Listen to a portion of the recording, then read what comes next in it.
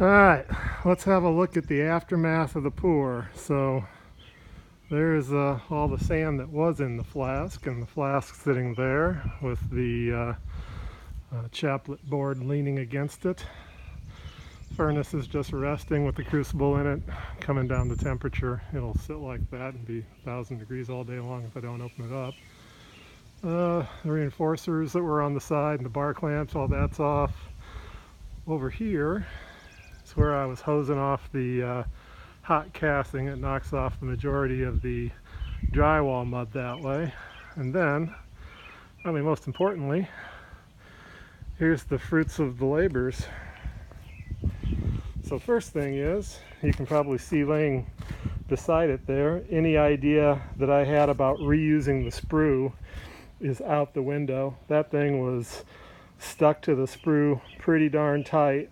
I think the only chance you'd ever have for reusing the sprue is if you coated it with ladle wash, kiln wash, some kind of high temperature coating like that. But even then, it seemed like it seized pretty tight. Kind of surprised because my Cush cups that are 2 inches in diameter, without cutting them or anything, the metal in the cup shrinks enough I can just pull the cups off. But this thing I had to beat off with a hammer and a chisel. But most importantly, near as I can tell, the casting is perfect.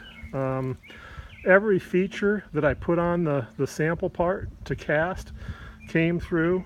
You can see the sprue laying there. Turn it upside down. You can see pretty good detail here. I mean, it's basically exactly as the pattern was. I don't see, the only flaws I do see is if you look on the part that was the underpiece right in there, you can see just a little runner, a little right like there. You can see there with the sun shining on it. A couple of spots, the two in the center underneath the sprue, just a little bit of a leaker where the sand got loose. But those are the only places on the whole part where I can see any sign of a casting flaw.